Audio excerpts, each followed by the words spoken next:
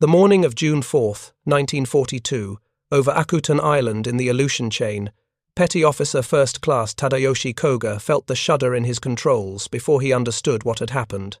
His Mitsubishi A6M Zero, the aircraft that had made him invincible over China, that had swept American fighters from the skies at Pearl Harbor, that had made every Allied pilot in the Pacific whisper its name with something close to fear, was dying beneath him. A single bullet from the Dutch harbor raid, probably from ground fire he'd barely noticed, had severed his oil return line. The engine was already beginning to seize.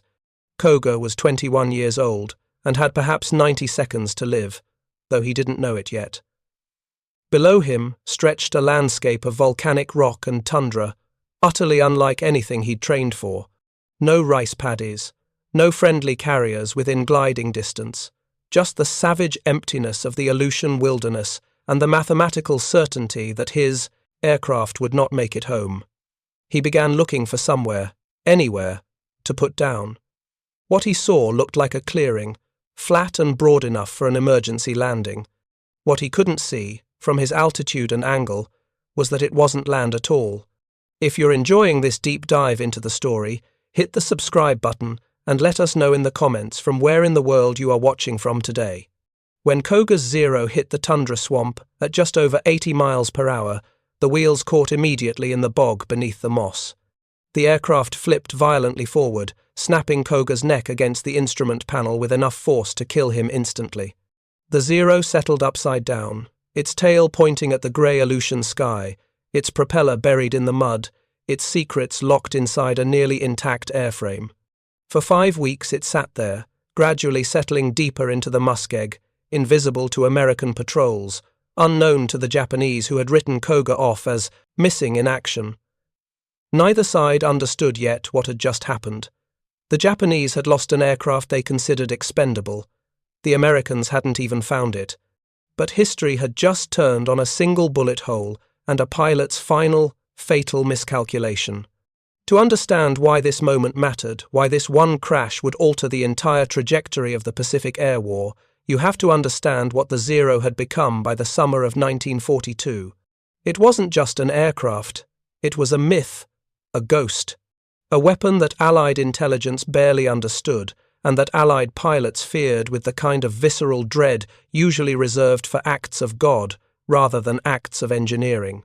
6 months earlier, on the morning of December 7th, 1941, the Zero had introduced itself to the world in the most brutal fashion imaginable. 188 Japanese aircraft had struck Pearl Harbor in the first wave, and 43 of them had been Zero's carrier, fighters tasked with achieving air superiority over Oahu before the bombers did their work. They had accomplished this mission with a lopsided brutality that shocked even their own pilots. Over the course of 2 attack waves, American forces managed to shoot down 29 Japanese aircraft total. Of those, only 3 were Zeros. 3 out of 79 that participated in the attack. The Zero's loss rate that day was less than 4%, and 2 of those 3 losses came from ground fire, not aerial combat. The American pilots who did engage the Zeros that morning and survived precious few of them returned with reports that seemed to defy aeronautical logic. The Japanese fighters could turn inside anything the Americans flew. They climbed faster than should have been possible for a carrier aircraft. They had a range that seemed to violate basic fuel capacity. Mathematics, how could a single-engine fighter fly over 400 miles from its carriers, engage in extended purse, combat, and still have enough fuel to return home? Some American intelligence officers initially refused to believe the reports, assuming pilots had overestimated distances in the chaos of combat or had mistaken multiple waves of shorter-ranged aircraft for single, long-duration sorties. But the reports kept coming, and they kept being impossible to dismiss. In the Philippines, on the same day as Pearl Harbor, Zeros had decimated the American air presence with the same contemptuous ease. At Clark Field, the Japanese caught American B-17 bombers and P-40 fighters on the ground and destroyed them wholesale. Those few P-40 seconds that managed to get airborne discovered what their colleagues at Pearl Harbor had learned. The Zero could simply fly circles around them. Literally. An American pilot attempting a sustained turn to stay on a Zero's tail would find himself outmaneuvered, the hunter becoming the hunted in seconds. Over the following months, the pattern continued with mechanical inevitability. In the Dutch East Indies, over Singapore, throughout the Southwest Pacific, the Zero established a dominance that seemed nearly absolute. By late January of 1942, Allied air forces had begun adopting tactics based entirely on avoiding dogfights with Zeros whenever possible. The United States Army Air Forces issued explicit instructions to P-40 pilots. Do not attempt to turn with a Zero. Do not attempt to climb with a Zero at low speeds. If bounced by a Zero, dive away and extend, use your superior dive speed and structural strength to escape, because you cannot fight it and win. This wasn't timid tactical advice. This was the mathematical conclusion drawn from examining loss rates that approached the catastrophic. In combat after combat, Zeros were achieving kill ratios of 5-1, sometimes 10-1, sometimes higher. The aircraft had become the dominant predator of the Pacific Air War, and Allied intelligence understood essentially nothing about why. They knew it was fast, but not how fast. They knew it was maneuverable, but not through what engineering compromises. They knew it had exceptional range, but not through what fuel system or tank configuration. The Zero was, in a very real sense, an invisible enemy, not invisible to the eye during combat, but invisible to the understanding. You could see it, you could fight it, you could die from it. But you couldn't explain it, couldn't counter it, couldn't match it. Allied aeronautical engineers were working from intercepts of Japanese radio communications, from distant photography, from crash site debris, and from the increasingly desperate reports of pilots who'd faced the Zero and barely escaped. What they had assembled by mid-1942 was less a technical profile and more a catalogue of impossibilities. The Zero seemed to violate the fundamental rules of aircraft design. In engineering, every performance characteristic trades against others. Want more speed? You add power, but that adds weight and reduces maneuverability. Want better range? You add fuel capacity, but that adds weight and reduces speed and climb rate. Want tighter turning ability? You reduce weight and wing loading, but that typically means less armament, less armor, less structural strength. Every aircraft is a compromise between competing demands. The Zero seemed to have avoided all the compromises. It was simultaneously fast and maneuverable and long-ranged. Allied engineers couldn't make the mathematics work. They assumed, because what else could they assume? That the Japanese had achieved some breakthrough in lightweight engine design or developed some revolutionary alloy that was both lighter and stronger than anything Western metallurgy could produce, or discovered some aerodynamic principle that let them cheat the basic physics of lift and drag. What they didn't consider, because the idea seemed too reckless to be real, was that the Japanese hadn't cheated physics at all. They'd simply chosen to ignore the single most important design principle in American and British fighter doctrine: pilot survivability. The Zero's impossible performance came from a brutally simple decision. Mitsubishi had designed an aircraft with no armor plating protecting the pilot, no self-sealing fuel tanks to prevent catastrophic fires when hit, and no redundant control systems. They had stripped away every defensive feature that Western designers considered mandatory, and they had poured the weight savings into performance. The result was an aircraft that could outfly anything in the Pacific, right up until the moment it took battle damage, at which point it tended to explode. But Allied pilots in early 1942 didn't know this.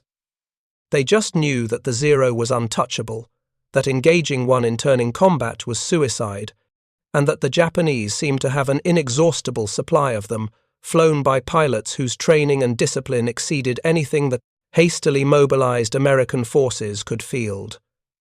The psychological impact of this dominance is difficult to overstate. The Zero wasn't just winning fights. It was winning them so decisively, so consistently, that it was beginning to seem inevitable. If you flew in the Pacific in the first 6 months of the war, the Zero was the enemy. Not Japan, not the Imperial Navy, the Zero itself, the aircraft as a kind of nemesis. This was the context into which Tadayoshi Koga flew on the morning of June 4, 1942. He was part of a strike package from the carriers Ryujo and Junyo, tasked with hitting American installations at Dutch Harbour in the Aleutian Islands. The Aleutian operation was a diversion, timed to pull American forces north while the main Japanese fleet moved on Midway Island to the south. Koga's mission was routine by the standards of the time. Escort bombers in, suppress any American fighters that rose to intercept, return to carrier. He'd done it dozens of times over China. The fact that this mission would end differently was down to nothing more than probability. Eventually, if you fly enough missions, ground fire finds you. The bullet that hit Koga Zero was probably a .50 caliber round from one of the anti-aircraft positions around Dutch Harbour. It punched through the thin aluminum skin of the aircraft's belly and severed the oil return line to the engine. In an aircraft with redundant systems or protected fluid lines, this might have been survivable. In the Zero, it was a death sentence, just one that took a few minutes to execute. The engine would continue to run for a time, but without oil return, it would overheat and seize. Koga would have known this the moment his oil pressure gauge began to drop. He had maybe 2 minutes of powered flight left, and he was over 70 miles from his carrier, over hostile territory, with nowhere to land but wilderness. What he found, or what he thought he found, was a patch of flat green, terrain on the eastern coast of Akutan Island. From altitude, it looked solid. The moss and low vegetation gave it the appearance of a meadow, the kind of emergency landing site that might allow him to walk away from a crash landing. Japanese doctrine emphasized that pilots were more valuable than aircraft. Better to belly land and survive than to ride a dying aircraft into the ocean. Koga probably made his decision in seconds. Commit to the landing, try to keep the aircraft as intact as possible, signal for rescue, and let the Navy worry about whether the Zero could be recovered or should be destroyed. He committed to his final approach, with the engine beginning to cough. He lined up on the green expanse, reduced speed, prepared for impact. What he couldn't see, what even an experienced pilot could not have seen from his angle and altitude, was that the meadow was actually a muskeg swamp, a formation unique to subarctic climates, where moss and vegetation grow over standing water, and mud, creating a surface that looks solid but will not support weight. Muskegs are ecological traps. Animals that venture onto them can break through and drown. Aircraft travelling at 80 miles per hour do something worse. When Koga's Zero touched down, its wheels immediately plunged through the moss into the liquid mud beneath. The aircraft had been designed for carrier landings, with relatively narrow-track landing gear to fit the confines of hangar deck elevators. Those wheels, now buried to the axles in bog, acted as anchors. The Zero's forward momentum became rotational energy. The tail came up. The nose went down. The entire aircraft flipped forward with violent abruptness, and Tadayoshi Koga, restrained only by his lap belt, in an era before shoulder harnesses were standard, was thrown forward into the instrument panel with his full body weight plus the deceleration force of the crash. His neck broke on impact. He was likely dead before the aircraft finished its rotation and settled upside down in the swamp. The Zero came to rest inverted, tail in the air, nose buried in mud, with its cockpit now submerged in the cold water of the bog. Koga's body hung from the seat straps, his head under water. The engine, which had been struggling before the crash, was now silent and half buried. The propeller blades had bent but not shattered. The wings were intact. The fuselage showed no major structural damage beyond the deformation from the flip. For an aircraft crash, it was remarkably gentle. For Tadayoshi Koga, it had been instantly fatal. The Zero sat there in perfect silence. No smoke, no fire, just an inverted aircraft settling slowly into the muskeg, gradually becoming part of the landscape. The grey Aleutian weather closed in low clouds, intermittent rain, the kind of visibility that makes aerial search difficult and ground search nearly impossible in such terrain. The other aircraft from Koga's strike package, already low on fuel from the long flight, from the carriers, made their returns without him. When he failed to arrive back aboard Junyo, he was listed as missing in action. The standard assumption in such cases was that he'd gone down over water or crashed in terrain too remote or hostile for recovery. No one went looking for him. The Aleutian operation was, in any case, falling apart. The diversionary attack had failed to pull American forces away from Midway, where the main Japanese carrier fleet was about to suffer the most catastrophic defeat in naval aviation history. Within 3 days, Japan would lose 4 fleet carriers and the initiative in the Pacific War. Whether one pilot had made it back from a side mission in the Aleutians became a footnote, if it was noted at all. But the Zero didn't rust, didn't burn, didn't sink entirely out of sight. It sat there, preserved by the cold and the bog chemistry, waiting. On July 10, 1942, 36 days after the crash, a PBY Catalina patrol aircraft flying a search pattern over Akutan Island spotted something unusual on the eastern coast, a dark shape in the moss, geometric and wrong for the landscape. The pilot circled lower. Through binoculars, the crew could make out what looked like an aircraft tail protruding from the ground. Japanese markings were visible, the red circle Hinomaru on the vertical stabilizer. The patrol crew radioed the sighting to Naval Air Station Dutch Harbour. What happened next would become one of the most important intelligence operations of the Pacific War, though nobody understood that yet. They thought they were just recovering a crash site, possibly for the grim duty of retrieving an enemy pilot's body, possibly to examine whatever wreckage might yield insights into Japanese aircraft construction. What they had actually found was an intact Zero fighter, the first one that would fall into American hands in flyable condition. The aircraft that Allied pilots feared but didn't understand, the ghost that had dominated the Pacific skies for 6 months, was about to give up all its secrets, because of one bullet, one miscalculation, one patch of ground that looked solid but wasn't. The recovery operation began on July 15, 1942. A Navy salvage team flew out to Akutan Island with the expectation that they'd be dealing with wreckage, twisted metal, a burned-out engine, perhaps some salvageable instruments if they were lucky.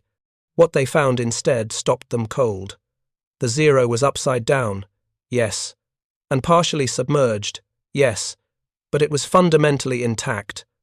The wings were whole. The fuselage showed no signs of explosive damage. The cockpit, once they managed to drain some of the water, revealed instruments that were still in place, controls that were still connected. And there, still strapped in his seat, hanging inverted in the frigid water, was Petty Officer Koga. They pulled his body out first, that was the rule. The human dignity came before the intelligence value. Koga was 21. His neck had been broken in the crash, and the cold water had preserved him in a way that made the recovery crew's job both easier and more disturbing. They wrapped him in canvas and set him aside for burial. Then they turned their attention to what he'd left behind. If you find this story engaging, please take a moment to subscribe and enable notifications. It helps us continue producing in-depth content like this. The team rigged cables and brought in equipment to flip the aircraft right side up. This was delicate work. The Zero had survived the crash largely intact, but rough handling could destroy what they'd come to recover. They worked slowly, excavating around the landing gear, sliding timber mats under the wings to distribute weight. When they finally managed to roll the Zero upright, what they saw was remarkable. The propeller was bent, the landing gear was damaged, but the airframe was sound. The control surfaces moved freely. The engine, once cleared of mud and water, showed no catastrophic damage. This wasn't wreckage. This was a recoverable aircraft. They disassembled it carefully, documenting everything, photographing each component before removal. The wings came off at their attachment points. The engine was unbolted and crated. The instruments were removed and catalogued. Every piece was wrapped, protected, and prepared for transport. By the end of July, the entire aircraft had been shipped to Naval Air Station Seattle, then trucked to North Island Naval Air Station in San Diego, where it arrived in early August as a collection of parts that represented the single most valuable piece of enemy equipment captured in the Pacific War to that point. The reassembly began immediately under conditions of absolute secrecy. Lieutenant Commander Eddie R. Sanders, the head of the Navy's flight test section at North Island, took personal charge of the project. Sanders was a test pilot who understood that what they had wasn't just an intelligence opportunity. It was a chance to rewrite the tactical playbook for the entire Pacific Air Campaign. But first, they had to make it fly again. The Zero had been designed for ease of maintenance under field conditions, and that design philosophy now worked in the Americans' favor. The aircraft went back together cleanly. The engine, a 14-cylinder Nakajima Sakai radial producing 940 horsepower, was cleaned, inspected, and found to be mechanically sound. New lubricants, new fuel, careful timing adjustments, and it fired up on the first attempt, settling into the distinctive high-pitched note that American pilots had learned to associate with imminent danger. Sanders ran it through ground tests, checking every system, every control response, every gauge reading. Everything worked. The Zero was alive again. On September 20th, 1942, 3 months and 16 days after Tadayoshi Koga had died at the controls Sanders climbed into, the cockpit for the first test flight. He lifted off from North Island and immediately understood what Allied pilots had been trying to describe for 9 months. The Zero was light. Fantastically, impossibly light. It responded to control inputs with an immediacy that felt almost dangerous, as if the aircraft was ahead of the pilot's intentions. Sanders climbed steeply, the Zero ascending at a rate that would have left a Wildcat or P-40 struggling to keep pace. He banked into a turn, and the Zero pivoted around its center of gravity with a tightness that made every American fighter he'd flown feel sluggish by comparison. But he also felt something else. Something that wouldn't become clear until later flights pushed the Zero harder. At higher speeds, the controls stiffened dramatically. The ailerons, which had been light and responsive at low speeds, became difficult to move once Sanders pushed past 250 miles per hour. The aircraft that had seemed so nimble at dogfighting speeds became almost unmanageable in a high-speed dive. This was a revelation. This was a weakness. Over the following weeks, Sanders and a rotating team of Navy and Marine test pilots flew the Zero through every conceivable flight regime. They tested its turn radius at various speeds and altitudes. They measured its roll rate, how quickly it could rotate around its longitudinal axis. They timed its zoom climbs and its sustained climb performance. They pushed it into dives and measured exactly when the controls became too heavy to manage. They flew it against every American fighter type available, the F-4F Wildcat that was the Navy's standard carrier fighter, the P-40 Warhawk that was defending Allied positions across the Pacific, even the newer F-4U Corsair that was just entering service. What emerged from this testing was both alarming and encouraging. The alarming part, the Zero was, in many respects, as good as the combat reports had suggested. In a classic turning, dogfight at speeds below 250 miles per hour, the Zero could defeat any American fighter in service. Its turn radius was simply tighter. A Wildcat pilot trying to stay on a Zero's tail would find himself turning inside his own minimum radius, stalling out or bleeding speed until the Zero reversed and had the advantage. This wasn't pilot skill. This was physics. The Zero's low wing, loading the ratio of aircraft weight to wing area, gave it a turning performance that American fighters couldn't match with current designs. But the encouraging part was that the Zero had exploitable weaknesses that had nothing to do with turning performance. The first was control stiffening at high speeds. Above 250 miles per hour, the Zero's ailerons became difficult to move. Above 300 miles per hour, they became almost impossible to move quickly. An American pilot who found himself pursued by a Zero could dive away, accelerate to maximum speed, and then execute sharp, rolling maneuvers that the Zero simply couldn't follow. The Zero's light construction, which made it so maneuverable at low speeds, became a liability at high speeds because there wasn't enough mass or structural strength to overcome aerodynamic forces on the control surfaces. The second weakness was acceleration in level flight and in dives. The Zero's engine produced 940 horsepower. A Wildcat's engine produced 1,200 horsepower. In a sustained dive or a straight-line dash, American fighters could pull away from a pursuing Zero. This meant that American pilots didn't have to dogfight, they could fight vertically, using dive attacks followed by zoom climbs, never getting slow enough for the Zero to bring its turning advantage into play. The third weakness, and this was the one that would matter most, was structural fragility. The American test team didn't fully understand this until they began examining the Zero's construction in detail. What they found shocked them. The Zero had no armor plate behind the pilot's seat. None. American fighters typically had a quarter-inch steel plate protecting the pilot's back from rear attacks. The Zero had nothing. The Zero's fuel tanks were not self-sealing. American fighters had adopted self-sealing tanks early in the war, rubber-lined fuel cells that would swell and close around bullet holes, preventing catastrophic fuel leaks. The Zero's tanks were simple aluminum containers. A single incendiary round into a Zero's fuel system would almost certainly result in fire, and fire in an aircraft meant death.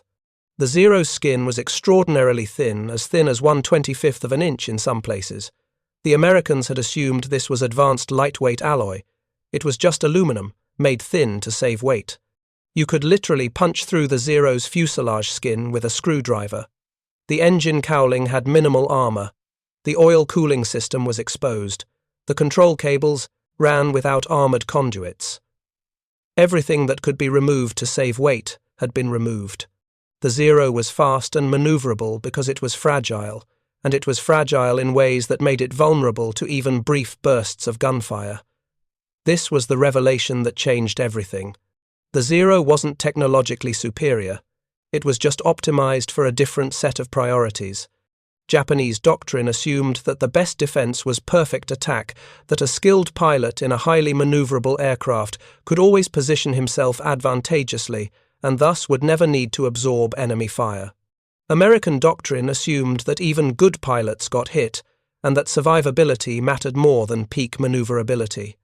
The Zero's dominance had come from the fact that early American pilots had tried to fight it on its terms, engaging in low-speed turning battles where the Zero's advantages were overwhelming and its vulnerabilities didn't matter.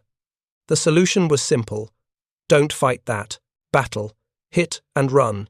Dive, shoot, extend. Use speed and altitude, never sustained turns. Get above the Zero, dive on it with speed advantage, fire a burst, and keep diving away before the Zero can reverse. Never get slow. Never try to turn it. The Zero's fragility meant you didn't need a long burst. A half-second of 650 caliber machine guns was often enough to start fires or sever control cables.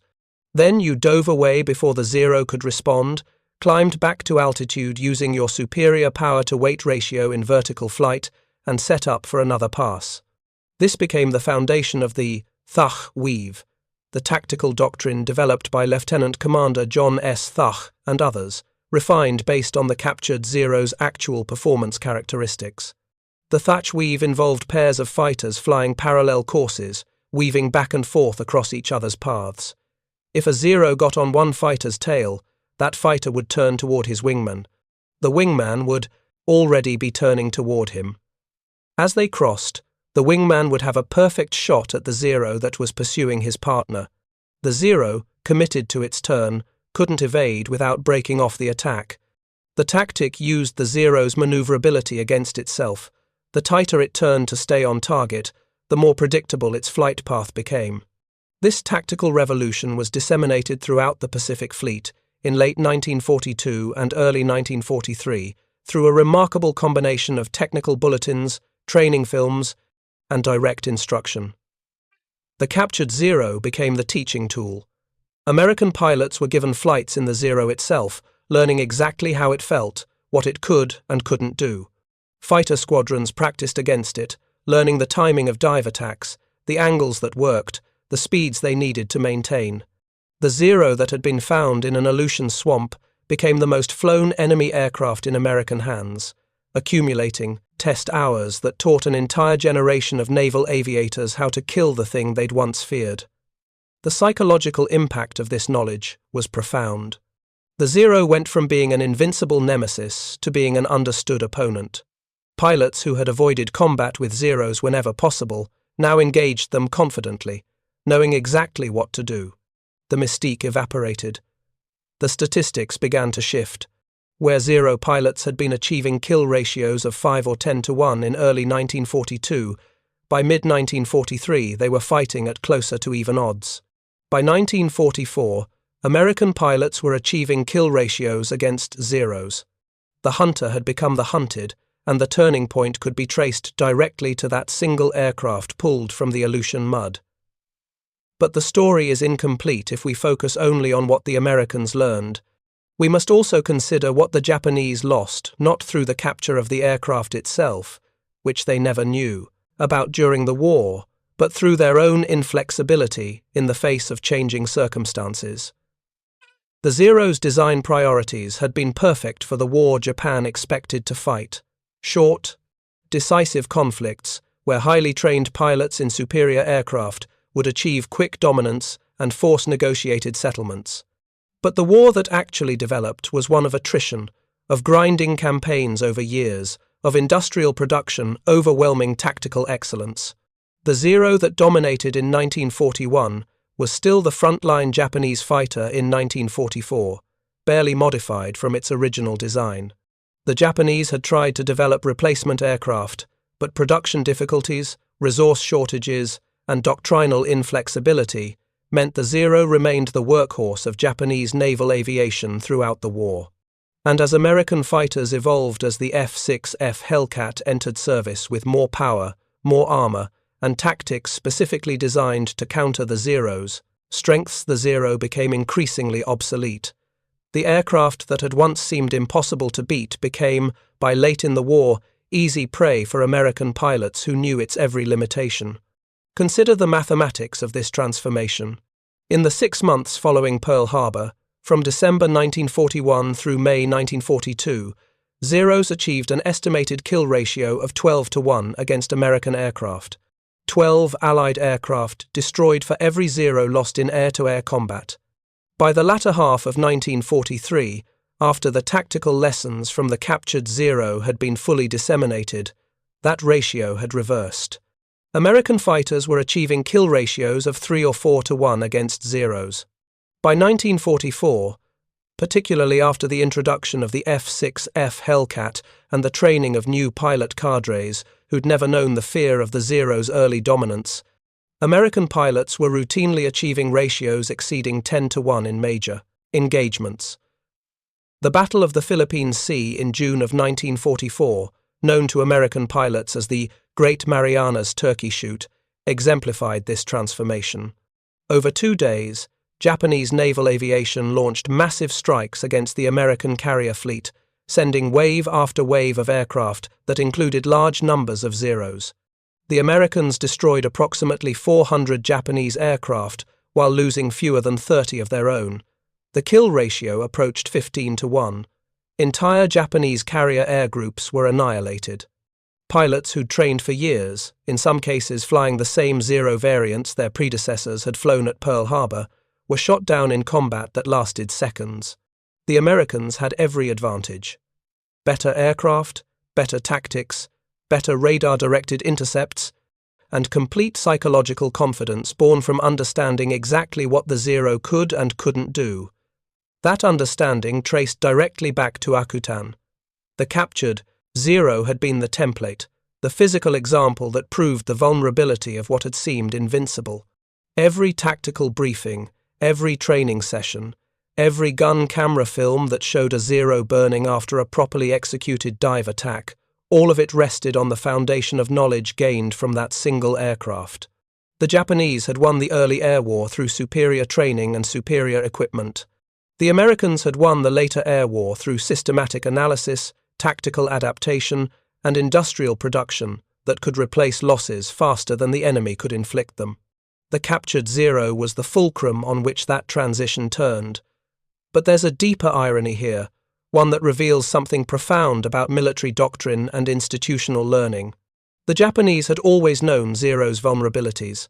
They'd accepted them as necessary compromises to achieve the performance profile they valued. Japanese fighter doctrine emphasized offensive action, perfect positioning, and engagement at close range where maneuverability was paramount. In this doctrine, pilot armor and self-sealing tanks were seen as wasteful weight that reduced combat effectiveness. The ideal was to never be hit in the first place. This wasn't foolish. In the early war period, when Japanese pilots were superbly trained veterans with hundreds or thousands of hours of flight time and combat experience over China, the doctrine worked.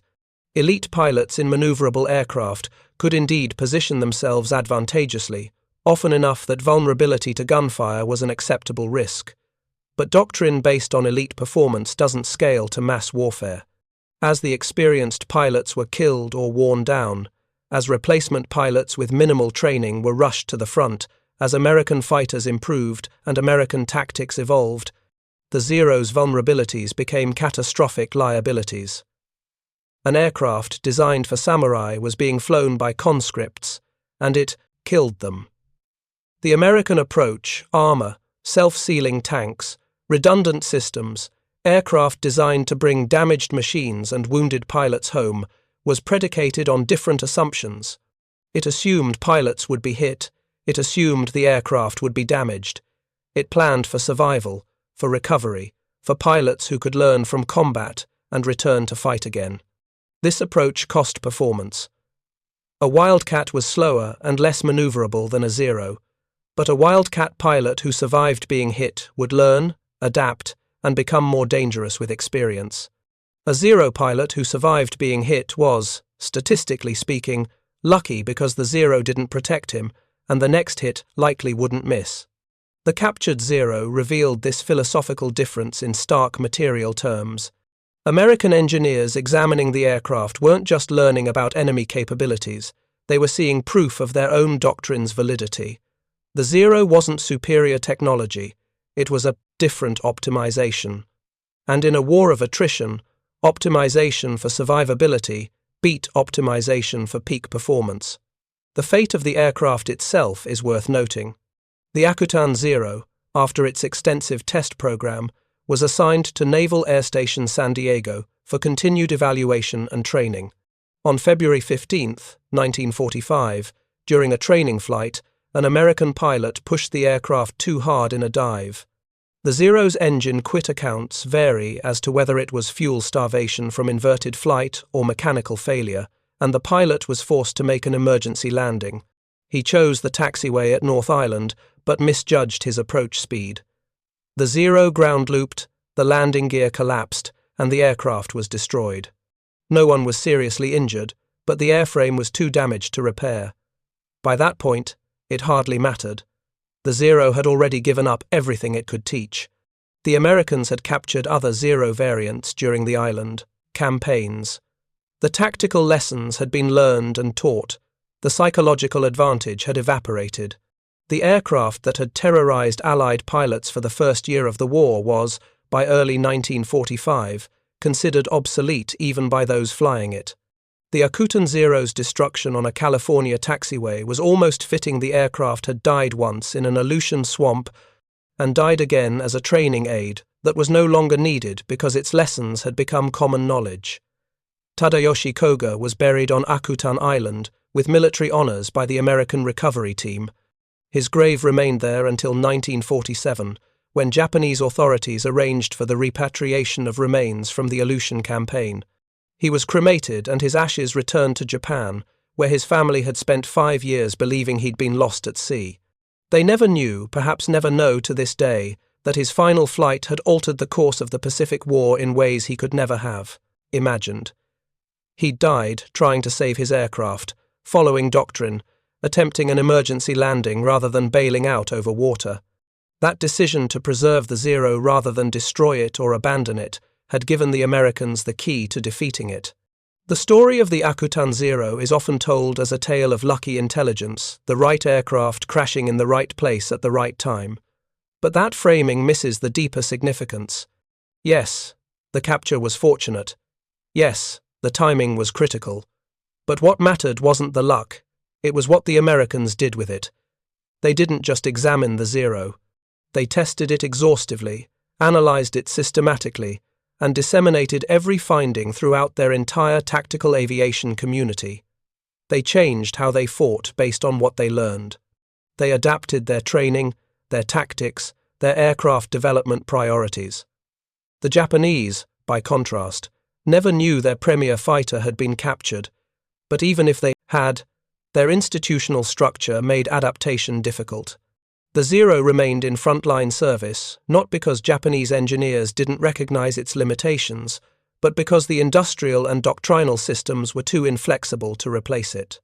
The Americans could produce thousands of new fighters, incorporating lessons learned from combat. Japan struggled to produce enough Zeros to replace losses. The Americans could afford to trade performance for survivability because they had the industrial base to build robust aircraft in massive numbers. Japan had optimized for quality because they lacked the resources for quantity, and that optimization made sense until it didn't.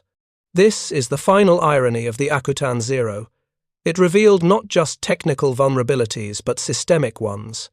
The aircraft's fragility was a metaphor for the fragility of the entire Japanese naval air arm elite on paper, dominant in specific circumstances, but brittle in the face of sustained attrition. One bullet had hit Koga's oil line. One bullet had led to a crash that seemed like nothing more than another combat loss. But that single event had cascaded through intelligence channels, test programs, tactical development, and training until it had helped reshape the air war across an entire ocean. By the time the war ended in August of 1945, the Zero that had once seemed invincible was a historical curiosity. The Americans were flying F-8F Bearcats and F-4U Corsairs, aircraft that outperformed the Zero in nearly every metric while providing their pilots with armor, power, and survivability. The Japanese were struggling to keep obsolete aircraft flying with minimal fuel, minimal parts, and minimal pilot training. The dominance of those early months, Pearl Harbor, the Philippines, the Dutch East Indies felt like ancient history. A different war, fought by different people, with different assumptions about what mattered in combat. The Akutan Zero sits in historical memory as one of the great intelligence coups of World War II, alongside the breaking of Enigma and the capture of German codebooks. But unlike those cryptographic victories, which were kept secret for decades after the war, the Zero's lessons were meant to be spread as widely as possible. Every American pilot needed to know what the test pilots had learned. The intelligence value came precisely from making the knowledge common, and that knowledge that the invincible enemy was vulnerable, that the ghost could be killed, that understanding an opponent's design philosophy was as important as understanding their tactics, that knowledge helped turn the tide of the air war in the Pacific. One aircraft, one crash, one bullet hole. And the war in the Pacific had turned in ways that neither the pilot who died in the cockpit nor the engineers who designed the aircraft could have predicted. The Zero that dominated 1941 was defeated by 1944, not through superior American aircraft, though those would come, but through superior American systems for learning from captured equipment and adapting tactical doctrine faster than the enemy could respond. Tadayoshi Koga had tried to save his aircraft. In doing so, he'd given his enemy the weapon that would defeat it. Thank you for watching. For more detailed historical breakdowns, check out the other videos on your screen now, and don't forget to subscribe.